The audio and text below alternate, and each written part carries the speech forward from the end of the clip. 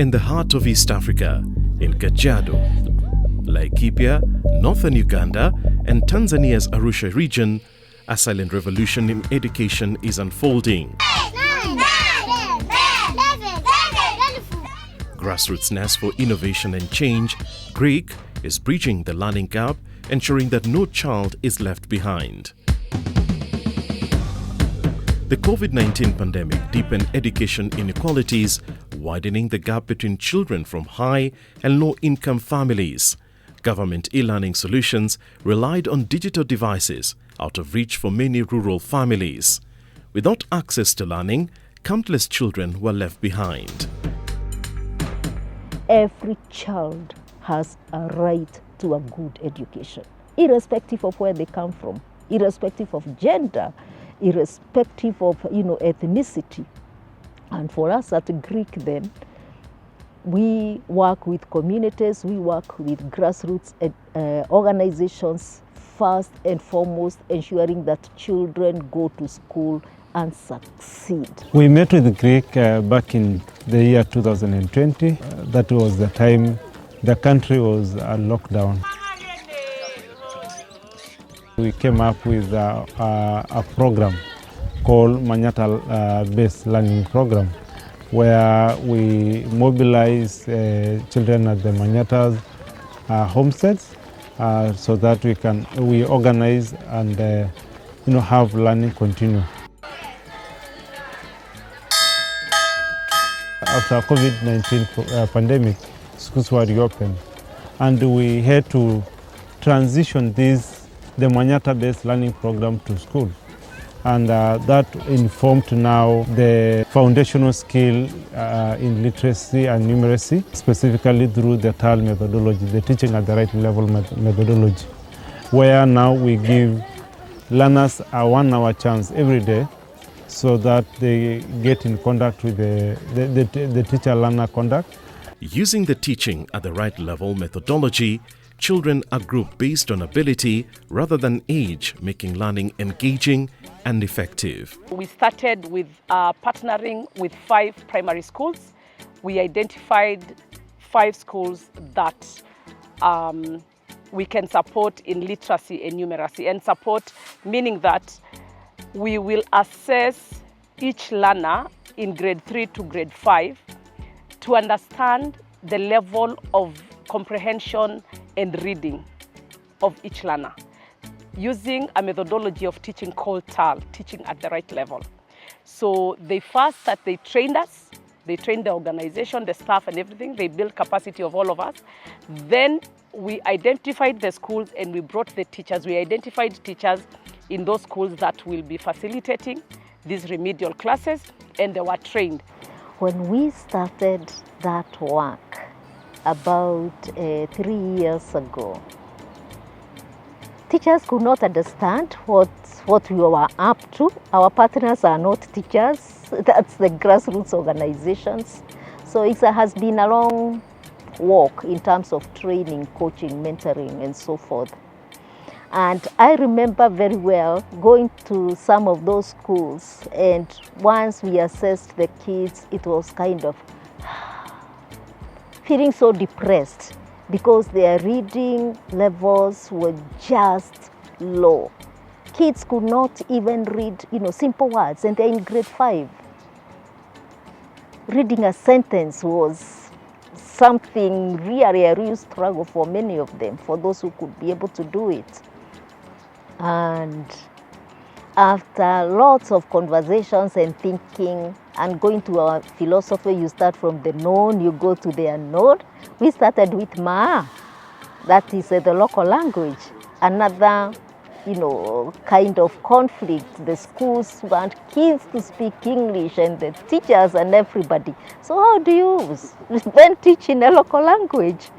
But once they started seeing the results, that's when they bought the idea.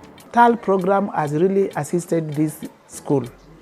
When I came in this school, we had a serious problem with the reading. You could find a learner in class 8, class 7, they cannot read a sentence. So it has assisted in making sure that at the lower classes, we are now trying to teach the learners, and you can see there is a lot of improvement. The learners can read. When we are grouped in those 3 levels, there is a lot of improvement from one level to the other one. My child is in grade 3. He's a boy, and since the TaRL program started, I have seen many improvements to the child because the child has improved on many skills because the learners are gaining knowledge, the reading skills, speaking skills. So the program is really helping the learners. Majority of the people here, they keep livestock. And in keeping livestock, that means that during the dry season, they tend just to move following the grass and pastures and water.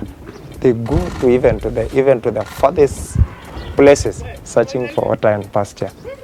So, and as they move, maybe they just move with their children.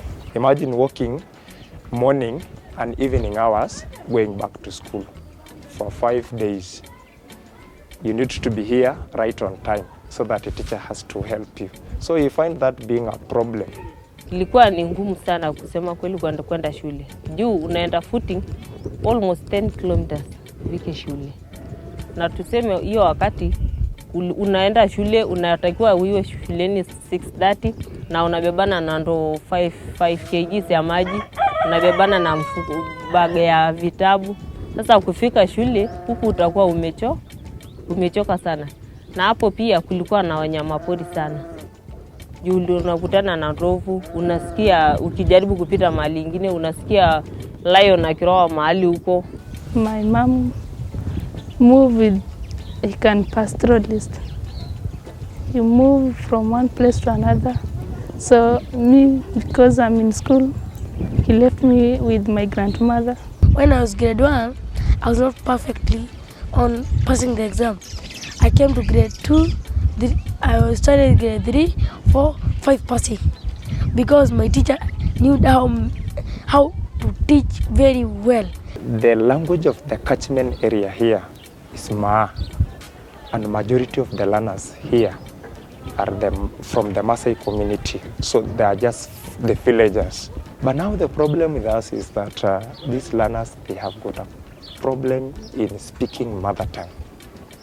Majority of them, even the few and the one Brighton Mailu, I think kwao nyumbani is from the Kambaland.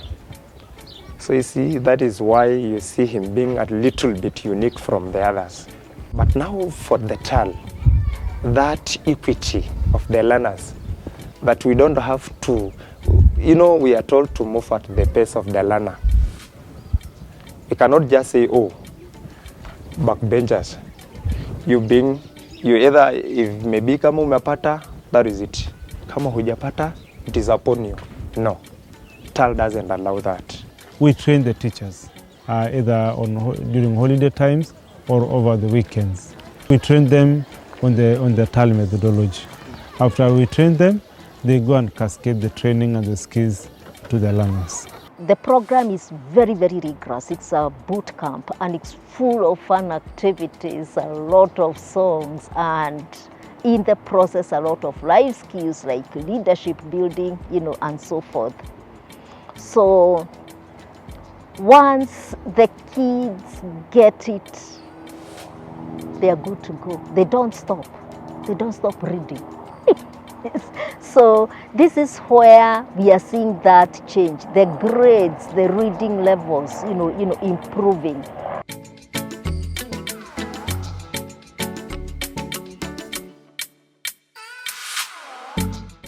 GRiC works with grassroots community-based organizations in Kenya, Uganda and Tanzania to implement its 4-pillar programs: child learning, women and girls empowerment, grassroots organizations and youth leadership program. Through these initiatives, GRiC creates sustainable solutions to improve education and empower communities. When we look at the results of our foundational learning program, which is the level-based learning program that we run, seeing at least 86% of the learners gaining literacy competencies makes us really proud. Because we know these children are in some of the worst conditions there could be. we know the challenges they face. But seeing 86% of them being able to gain literacy competencies, being able to read and understand stories, I mean, we are really proud of that achievement. We are also so inspired by the stories of change that we see, we feel in those communities. The way they embrace us once they realize that we are there to walk the journey with them. We listen to them. We start from the known to the unknown.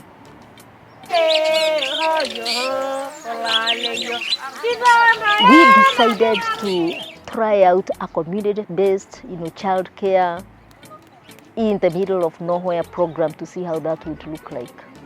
Why was it important to us? That mother to go and herd the animals or to go to the river or to go to the market had to have her child on her back. It's taxing.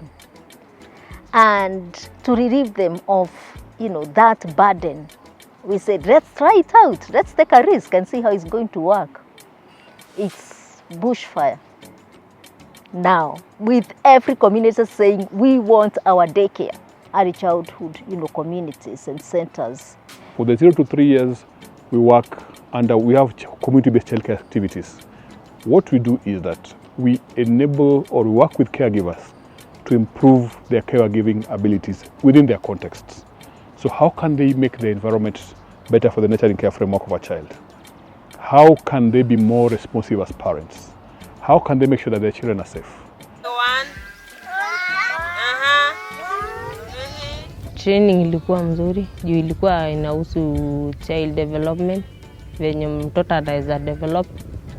Juu sasa venye tumeanza hii daycare, najua mtoto anaweza sasa ataweza pata, tuseme ataweza pata akili huku, tuseme kuchangamka. Sasa mtoto kitamba ende PP1, hiyo kazi itakuwa rahisi sana kwa mwalimu. For the 3 to 6 years, which is now the ECD space, is just creating community-based ECD centers, because where we work, distances are vast. A learner travels on average 7 kilometers one way to access ECD centers. So what GRiC has come and done is that we've created spaces within communities, of course working with communities, to identify spaces where we can put in community-based ECD centers. And that addresses the issue of distances for children. Sasa huwa tunawaleta hapa, unarudi nyumbani, unafungulia ng'ombe, unaenda mtoni kunywesha ng'ombe. Alafu tena unaongojea mbuzi unanywesha kama ni siku ya kunywesha. Alafu sasa ndio unarudi tena kuwatafuta kwa sababu masaa ya kuwatafuta imefika. The children here, they are not able to get education in that they have to miss out because of the far distances. And also as they walk to the centers, they find animals, wild animals, that is the elephant, which are very, very commonly found here. So getting a chance to be able to really intervene at that particular age really is a good thing. And finding the teachers who are willing to learn and be able to see the change in terms of the practices they're doing is a good thing to be able to go around. And how the community have come together to set up a center using the church spaces that is provided. It shows how enthusiastic they are about the whole thing and how they are committed to the education of their children. For them to be able to work around, there's that bit of really having the grassroots organizations that are working closely with them, not only organizations but also the community that are influential in any kind of intervention that you're going to bring about, to really support the initiative and work together, so that even if you're going to leave an area, we have left an impact that the community knows what quality is and they're able to demand for it. We started this school because our learners remain at home for a long time before they go to the school because of the distance and because of their culture. After 4 months of continuing with the school, then we meet with Ezekiel and show us this branch of GRiC. We got the GRiC helpers, which provide us with a lot of the playing material. Now the learning became more interesting because the material are plenty. Our work has been at the pilot stage. We have big dreams. we want to grow that work, and we are determined. And with, the more partners, local grassroots partners we partner with, the more communities that we are going to reach. And of course also partnering with the government, because the government has the capacity and whatever it takes to scale up work. So those partnerships are growing, and within the next 5 years we have reached thousands, if not millions of children. Since 2020, over 6,000 children have benefited, and 250 facilitators have been trained to sustain the program's impact. GRiC believes that learning extends beyond the classroom. By engaging parents in their children's education, we build a stronger foundation for lifelong learning. GRiC's 4-year journey has transformed thousands of lives, proving that when communities, educators and parents work together, every child can succeed. But the journey is far from over. Join GRiC in reshaping the future of learning, because when we invest in education, we invest in a brighter tomorrow.